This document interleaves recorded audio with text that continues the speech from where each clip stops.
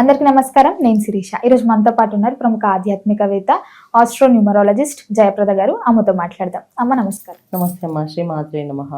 అమ్మ, చూస్తుండగా ఈ 2025 సంవత్సరం ముగిసిపోయింది. 2026 ఆంగ్ల నూతన సంవత్సరం ప్రారంభమైంది. సో ప్రతి ఒక్కరికి ఉండేదే తమ రాశి వారికి ఎలా ఉండబోతుందని, ముఖ్యంగా ఈ 2026లో తులారాశి వారికి ఎలా ఉండబోతుంది అంటారు? ఎలాంటి జాగ్రత్తలు తీసుకోవచ్చు అంటారు? తప్పకుండానన్నా. అయితే ఎవ్రీ ఇయర్ మనం చూసుకోవాల్సింది ఏంటంటే ఉగాది నుంచి ఉగాది ఫలితాలు తీసుకోవాలి.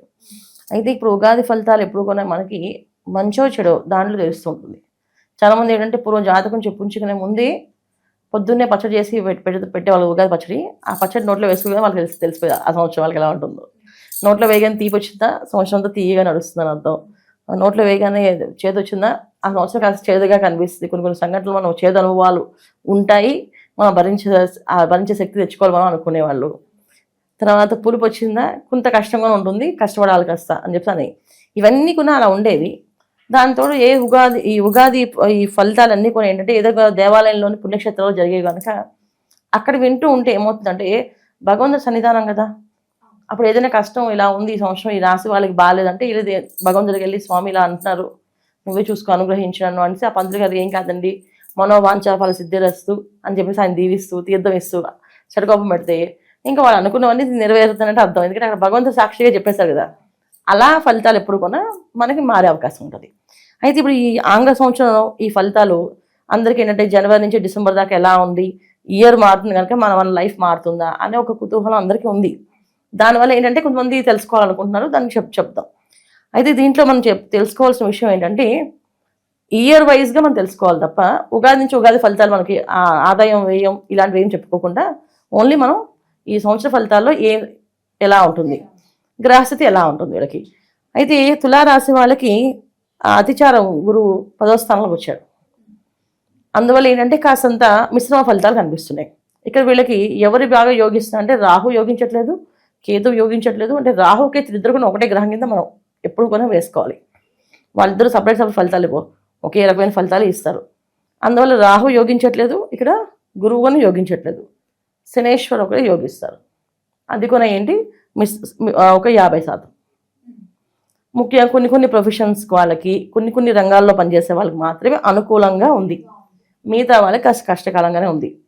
ఎవరెవరికి కష్టకాలంగా ఉందని తర్వాత చెప్పుకుందాం. ముందు ఎవరెవరికి బాగుందో చెప్తాం. ముఖ్యంగా సినీ రంగాల్లో ఉన్న వాళ్ళకి, తర్వాత ప్రొఫెషనల్గా ఎదిగిన వాళ్ళకి, ప్రొఫెషనల్ రంగాల్లో ఉన్న వాళ్ళకి, వ్యాపారస్తుల్లో ఈ ఆయిల్, తర్వాత స్టీలు, తర్వాత షేర్స్ బిజినెస్ చేసే వాళ్ళకి వీళ్ళకి కాస్త అనుకూలంగా ఉంది.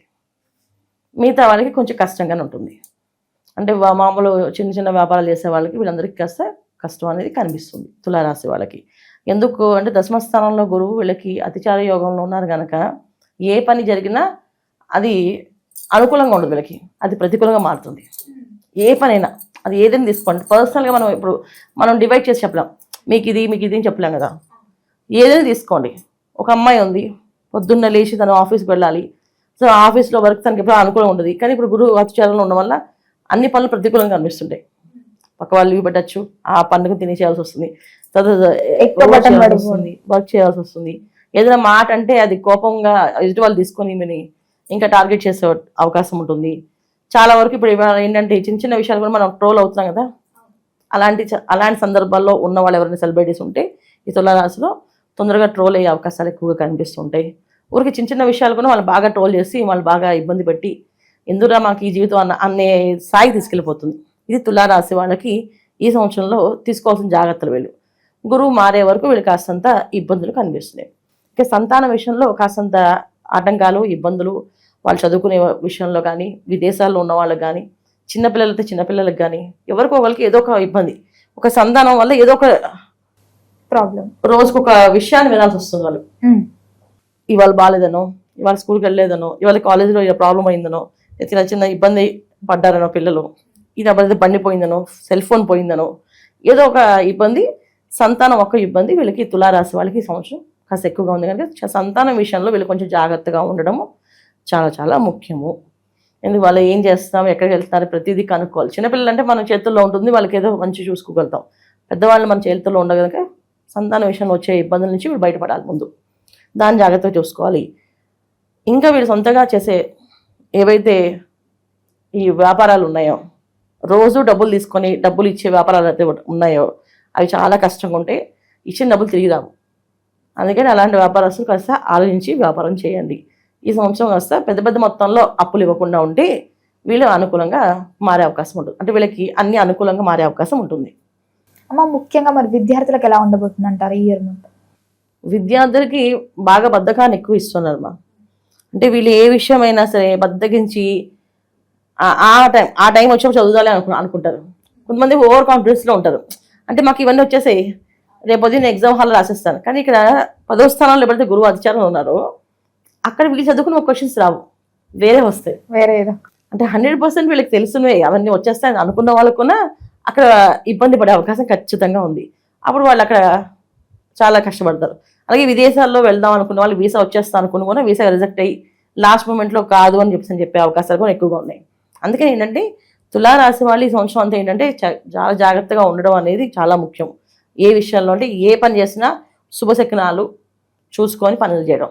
అంటే ఇవాళ మంచి రోజా కాదా తెలుసుకొని ఆ ప్రకారం వెళ్తే వీళ్ళకి కలిసి వస్తుంది. లేకపోతే అన్ని ఎదురు దెబ్బలు అనేది వీళ్ళే కావాలి, వీళ్ళే కష్టం తెచ్చుకుంటూ వెళ్ళి అలాంటి పరిస్థితి వీళ్ళకి తులారాశి వాళ్ళకి ఈ సంవత్సరం. వీళ్ళు జాగ్రత్తగా తీసుకోవాల్సిన నిర్ణయాలు చేసే వాళ్ళని గురువులు అడగడము, గురువు ఏం చెప్తే అది చేయడము, దీనివల్ల వీళ్ళకి మంచి అనుకూలంగా ఉంటుంది. కొంతమంది ఇంట్లో పేరెంట్స్ చెప్తూ ఉంటారు, నాన్న ఇవాళ చేసి వెళ్ళు అని చెప్పేసి పట్టించుకోరు. ఇవన్నీ పట్టించుకుని వెళ్తే పనులు అవుతాయా అనేసి. కానీ ఈ సంవత్సరం వీళ్ళు పట్టించుకుని వెళ్తే పని ఈజీగా అవుతుంది వాళ్ళకి, లేకపోతే అది ప్రతికూలంగా మారే అవకాశం ఉంది. ఇది తులారాశి వాళ్ళకి ఈ సంవత్సరంలో మనం ఇచ్చే ఫలితాలు ఏంటంటే ఒక 50% వరకు మంచి ఫలితాలు, మిగతా 50% మిశ్రమ ఫలితాలు ఉన్నాయి. అమ్మ ఓవరాల్గా చూసుకుంటే మరి ఈ ఇయర్ మొత్తం అనుకూలంగా ఉండాలంటే వీళ్ళు ఏ దైవాన్ని పూజించమంటారు, ఏ దైవారాధన చేయమంటారు, అలాగే ఎలాంటి పరిహారాలు చేయొచ్చు అంటారు? లక్ష్మీ నరసింహస్వామి ఆరాధన, ప్రతి శుక్రవారము లక్ష్మీ నరసింహస్వామి ఆరాధన చేయడము, జాజి పూలతో అమ్మవారికి పూజ చేయడం.